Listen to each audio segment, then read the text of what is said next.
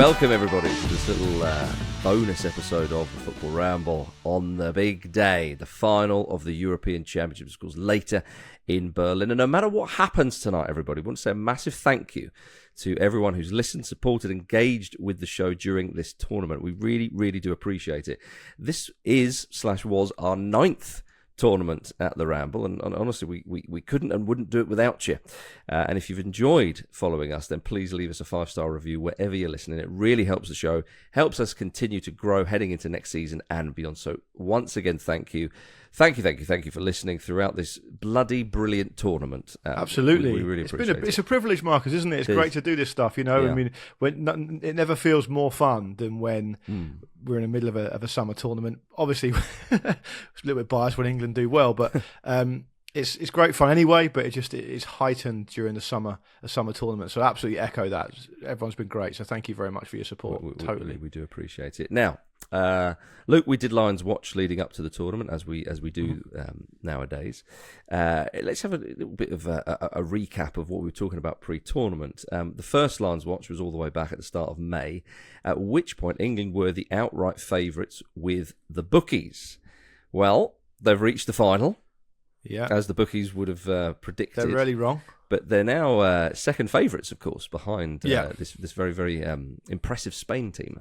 Yeah, it's been a story of England being favourites throughout. And I remember saying to you, until Spain have really just kind of impressed more and more, and then they've kind of overtaken England. But I remember saying to you, I think after the second round, maybe it was, that England hadn't really played that well. They hadn't shown what many people think they were capable of. Yet they were still kind of fancied on all the exchanges, all the better markets, everything like that. So it does show you that there was a lot of faith in England still, and people were still backing them to do well. Partly due to the side of the draw. Yeah, that's definitely a massive part of it. Yeah, good point. I think they're not going to be favourites tonight, right? Let's be honest. If you flick the radio on this morning and you listen to all the preview stuff, and it's one of those things, isn't it, where now England are in the final and the final is today. It crosses over from back page stuff to front page stuff, right? So all the news bulletins, all the radio programs that aren't ostensibly about sport will be talking about it. And so it becomes a really big deal. But we know that Spain are the more fancied team. You said yesterday, didn't you, that this is the way that Southgate can kill two birds with one stone, beat a really fancied side that are better than England and win a trophy. And so this is the opportunity to do that. And I don't know how you feel, but I feel kind of sanguine about it. I feel like I was thinking this morning that surely now in the next 3, 4, 5 tournaments, surely you'd fancy England to win one of them, right? I mean, it's just they've just gone every single step, but they haven't gone that final step. So to me, it just feels like whatever happens tonight, the future's really bright. Yeah, the caveat being that they have to make that next appointment of a manager well. That's the one big kind of grey area, I suppose. But I feel confident. I think that they're a team that have shown different qualities than teams that we've seen England playing, than teams that England have been in the past, i.e. plucky, but when it comes down to it, not really in it, even though we convince ourselves they are. I don't think that's the same with this team. I think this team are kind of finding a way to do well, and hopefully they can continue that.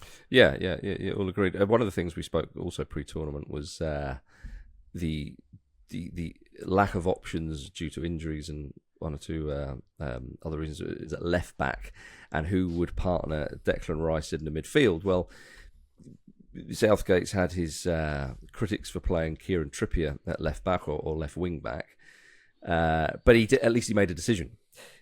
The player playing beside Declan Rice obviously started off with Trent Alexander-Arnold, then he went to Conor Gallagher, and then he settled on Kobbie Mainoo, who I was quite keen to start in the centre at the beginning of the tournament.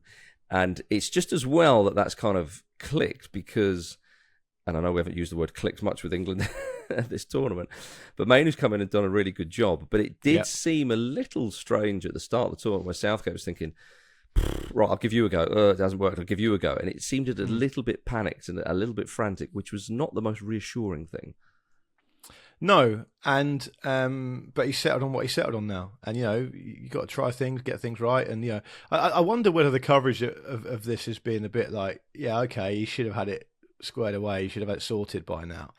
But I think talk about this. Like we're going to talk probably about Trippier in a minute as well, aren't we? And it's going to be chat about, oh hey, what, I can't believe he's done this. I can't believe he's done that. They're in the final, so the ends justify the means. So far, if they win it, it won't matter. No one will care. No one, obviously, if people are being fair and even-handed, which of course they won't be, but if they are, they would have to say, for example, the conversation would have to shift from, I can't believe he's picking Trippier at left back the whole time, or left wing back, to can you believe we won an international tournament with Trippier at left back? What a genius! That, if you're going to be even-handed, that's what it has to be. Yeah. Because you can't question it anymore. Well, so yeah, we did a poll before the tournament as well, saying, do you trust Gareth Southgate to get the best out of these players? And I think it was 78% said no. And I think a lot of people would still say, well, he hasn't got the best out of them because of the performances, and they were fortunate in that side of the draw. So I kind of understand that, again, to an extent. But as you say, look, they are in the final. The performances have increased a little as the tournament's gone on. But it did become quite apparent early on in the campaign that some of those England players looked a bit knackered. They weren't firing on all cylinders, as Southgate presumably thought they would be. As I say, back end of 2023, he's thinking, here we go, we're playing high pressing, we're playing fast stuff. That beat Italy 3-1. It was an impressive performance, it was an exciting performance, and if you'd have been there for that, everyone was like, I tell you what, we've got a chance here. This idea that he never takes the handbrake off and it's all very conservative. Yeah, there's a little bit of that, but it's not always been the case. And I think Southgate went into this tournament thinking, we're going to play like that.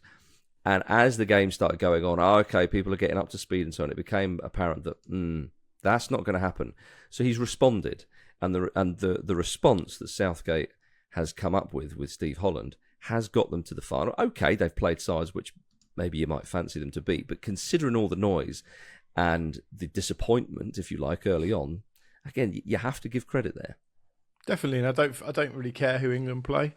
Because the reason they play the teams they play is because the other teams that everyone automatically assumes are brilliant are fucked up, and that's why they're not playing them. You can chart the path to the final before the tournament starts by going with the form team and the team that you think are best, and then if you did that, England would have to play loads of really good teams, but they don't, because those other two teams don't get there. Well, France finished second in their group.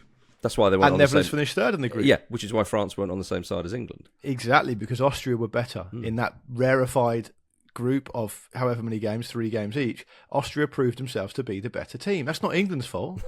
Nothing they can do about that. They got to play what's in front of them. And we were talking a few weeks ago, or not even a few weeks ago, a week or two ago, about how Austria would pull England apart based on what we've seen so far if they played them in the semi. Well, lo and behold, Austria went out to Turkey. So, these things happen, right? So that's all fine. What we're talking about here today is a chance to make history, right? It's a chance to do something that hasn't been done for a very, very long time. A chance.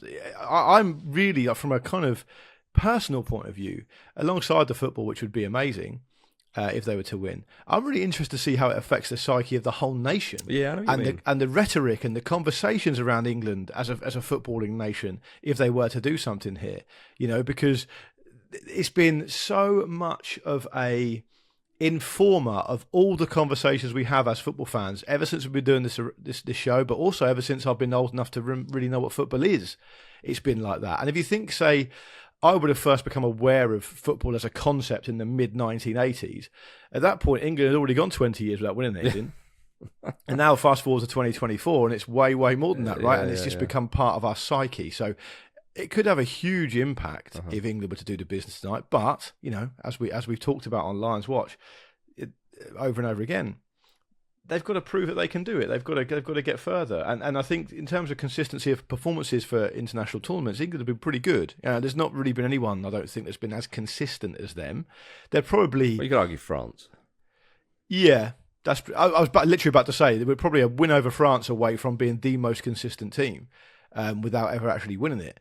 Well, the time has come to win it. They've got to do it now. Well, here it is. So the team news is all 26 players trained yesterday. There are a few reports suggesting that Kieran Trippier will keep his place in the starting lineup at left wing back, which I get. I mean, if you think about Spain's terrifying wingers and Yamal wanting to cut inside, might not be a bad idea to have Trippier, who is a good defender. He's been criticised for his attacking play in this tournament, but defensive-wise, pretty solid. And his stronger foot being the right one, of course, you think might have a chance of sort of negating that? I know Lamine Yamal is an unbelievably good player, so I'm not sort of saying, don't worry everybody, Trippier's on him, but I understand if Southgate goes with him, and I think that would probably make a bit of sense. Yeah, so I have a mixed reaction to that. I feel like if you look at Shaw's journey, hasn't played any football at all since whatever it was, February, but he comes in, he does 40 minutes here, 45 minutes there. Feels to me like the next logical step would be to get an hour out of him, right? Yeah. But it depends on, it depends on how they look at it. I mean, we don't have the intricate details of how fit he is, right? So if he is training fully and he is fit and he's not had any reaction at all to the minutes he's played so far, it may well be that Southgate and Holland think, yeah, we can get an hour out of him, but you know what? It might be, 40 minutes or 35 minutes of the second half and then half an hour extra time, right? Because he changed it up at half time in the semi and brought Shaw in. So I think it very much depends on how Trippier deals with Yamal. It's easy to get over the top about Trippier and criticise him. If you look at Twitter this morning, the criticism has been pretty harsh. I know we've talked on the show a bit about how there's a possibility that his best years are behind him, and Vish said, you're not really sure what more he's got to offer. Perfectly legitimate opinion. I just wonder whether if you were putting together a defensive player to defend against Lamine Yamal, who's 16, and 17 today, yesterday. Sorry, 17, just 17. Yeah, Congratulations to him. Many happy returns. Hope he enjoyed his McDonald's party and took the right person around the kitchen. The idea is you'd probably pick someone who's got super amount of experience, right? Because I don't think Yamal does look raw, and I don't think he does look like he's going to be overwhelmed by an occasion. No. But if there's just an idea that he might, well, who do you want playing against him? Someone who's done it a million times before, who's played in however many semi-finals now, and et cetera, et cetera. So I don't hate that. I don't hate that selection necessarily. It might well be he just goes exactly with what he went in the semi, where he maybe switches it up in the second half and gives Spain something to think about with Shaw. But what I would say is you have to acknowledge this. You mentioned it slightly there about the idea that defensively he's been okay, but going forward he hasn't been great. England played the best 45 minutes that I've seen possibly from anyone in this tournament, with the exception of Spain against Italy, probably, against Netherlands. Trippier was part of that, right? Trippier was on the field. So you have to, if you're going to dish out the criticism, you've got to accept that he was a part of, however small you think it was, he was a part of that 11 that delivered that 45 minutes against Netherlands. And on another day, that's a 3 or 4 goal lead, right? So you got to say that he probably does deserve the right to actually have a go at it. Yeah, I mean, in interest of balance, I wouldn't praise that performance as highly as that, but I take the point that it was a good performance. You can't get hyped on the day of the final. Well, I wouldn't have done the show if I'd seen those notes. Oh, we can't. We're not allowed to get carried away. Well, you're talking about a different game. But anyway, let's go to the listener correspondence. We asked you, the listeners, how you're feeling ahead of the game. James says, nervous. I don't think I can handle another final defeat. Come on, James. Well, you might have to. I mean, I think... Yeah, I mean, there'll be a lot of nervous people, but and this is not any kind of... sort of prediction as to what's going to happen, but I think having spoken to a lot of mates and had a look around, I think having been here before, it is a little bit more relaxing. I don't know what the feeling would be if England lost. I think the fact is that England have got themselves into a final so soon after the last one, and it is only 3 years. And I think people have taken a lot of heart from that, thinking, blimey, we can bounce back. If they were to lose tonight, I honestly don't know. Would people feel that was more devastating than the first one? I don't know, and I sincerely hope that we don't know.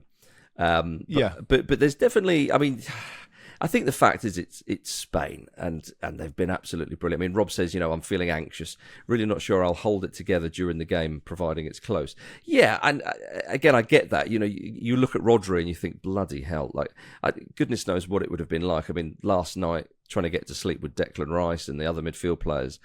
How on earth do you sleep before? They're used to it, though. Yeah, well... They're used to all that stuff. They've got people to look after them for that kind of thing. Yeah, of course. But, I mean, I remember, just different sport, but Johnny Wilkinson saying before the rugby, I can't remember if it was the semi or the final, he just said he couldn't sleep, so he just started playing Guitar Hero.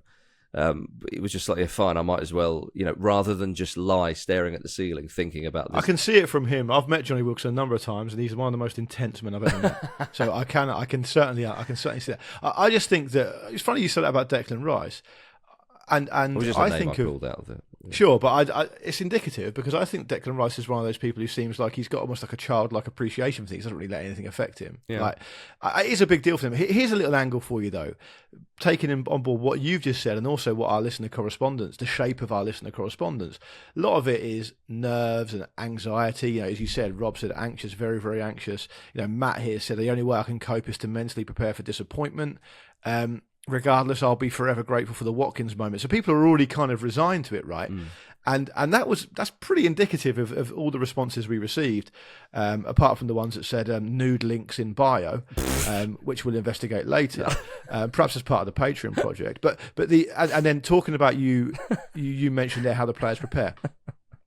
I actually wonder whether, and a lot was made of this after the semi-final victory, this whole foreign soil debate thing, right? England doing it overseas.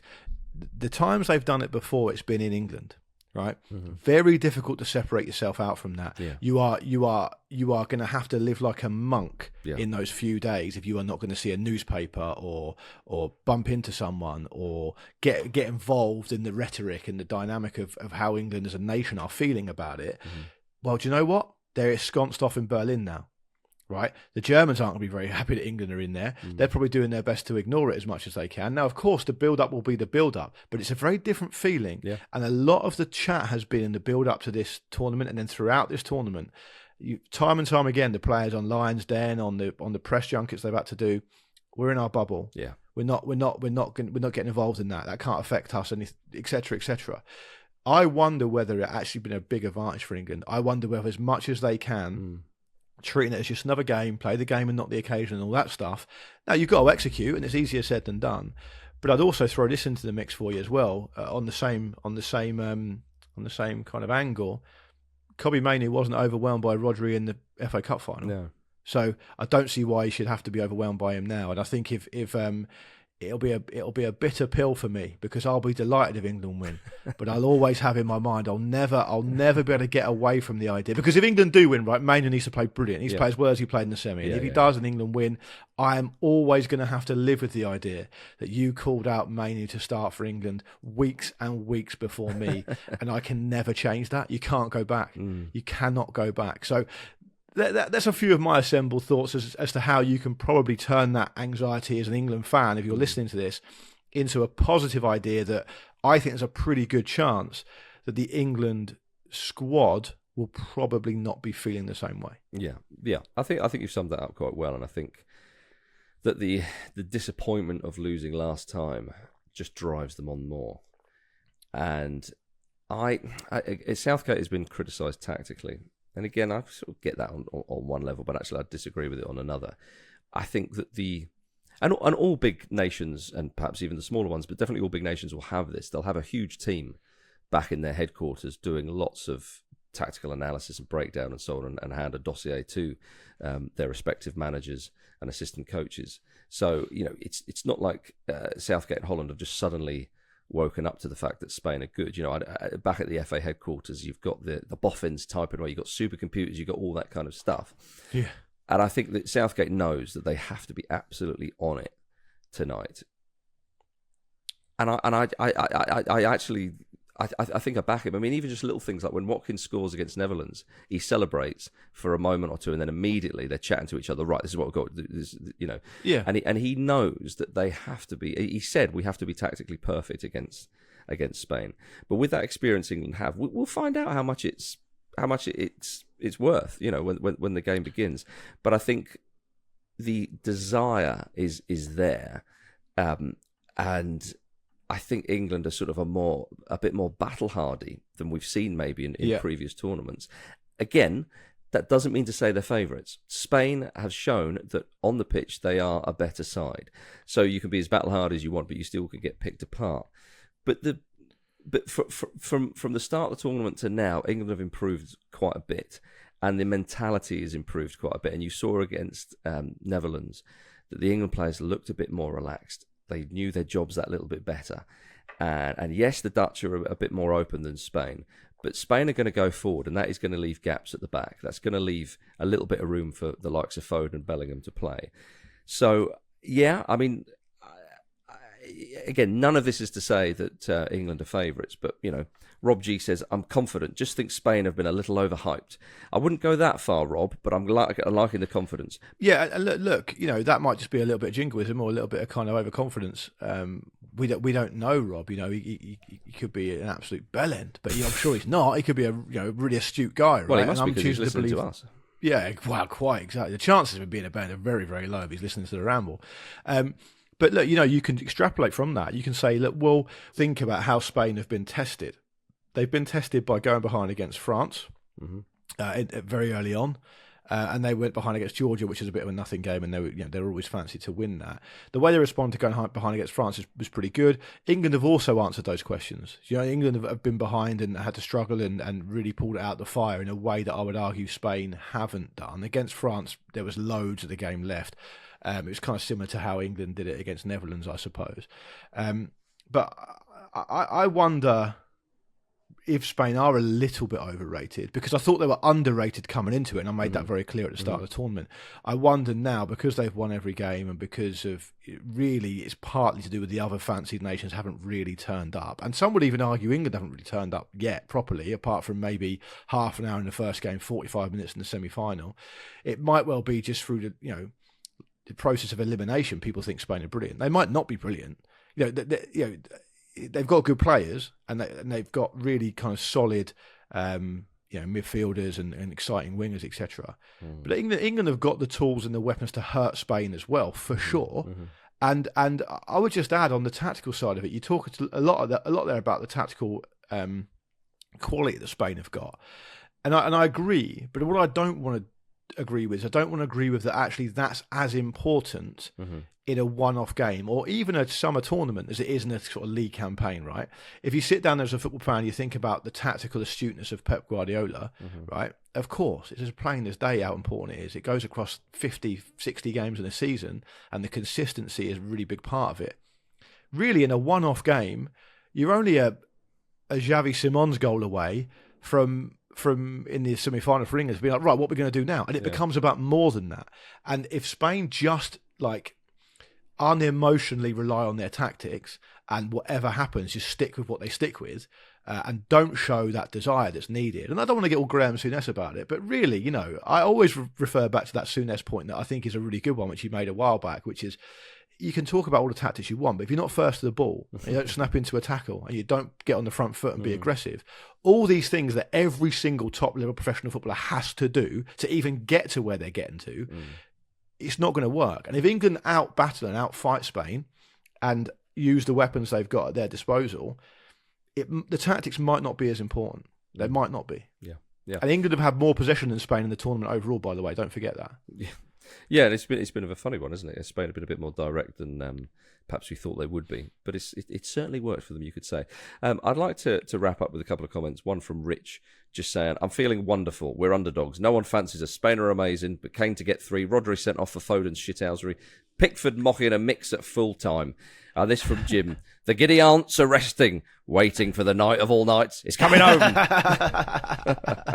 That's great stuff. I love that from Rich. It's a good point about the underdogs thing, by the way, because if think about this: if you're an England fan, say you take that run they've had to the final, and you're playing. So I know it couldn't happen in this case, but as an example, you're playing Austria, right? The pressure would be intense. Yeah. It'd be so full on because you're like, right now, this is the time. You have to do it now because you're playing fucking Austria. And going into this tournament, most Commonwealth Garden football fans wouldn't even be able to name 3 Austrian players, right? It's not. We're playing Spain. If we lose against Spain, people will be upset because obviously, but it will be understandable. So it's a much better position to be in than the alternative. So I think there's something in that as well. I think so too. Any closing thoughts from you, Marcus? It's such an opportunity, and to just hear some of those England players to say how on it they are, it gives me a bit of reassurance, I think. Yeah. It's a tough game, and we know that Spanish sides, club sides, international sides have got a wonderful record in finals. Yeah. But one of them have got to lose at some point. Yeah. Let's make it tonight. Yeah. 9 hours to go, killing time until the big kickoff. But enjoy it. Let's all try and enjoy it as much as we can. And absolutely right. Do remember, though, everybody, it is a football match. It's there to be enjoyed. And England have done well to get to the final, but it's one final push. And whatever happens, we'll be there tomorrow morning to pour over it with you. Exactly. We'll be celebrating with you, or we'll be putting our arms around your shoulders and telling you, do you know what, it's okay. We're still alive. Yeah. We've still got each other. Yeah. Thank you very much for listening to the Football Ramble, part of the Acast Creator Network. Myself, this man Luke, Jim and Andy will be back tomorrow to talk about the European Championship final between England and Spain. Do follow us on X, TikTok, YouTube and Instagram at Football Ramble, and subscribe wherever you get your podcasts. Thanks, Luke. Thank you very much. It's been a pleasure and a privilege. You know, these are nice problems to have, aren't they, at the end of the day? So let's try and enjoy them as much as we can. And as I said, whatever happens, we'll see you tomorrow. Come on then, England. Let's do it. Thank you for watching a clip from the Football Ramble podcast. Don't forget to like this video and subscribe to the channel so you don't miss an upload. A single upload. Don't miss out on the uploads. The uploads are important.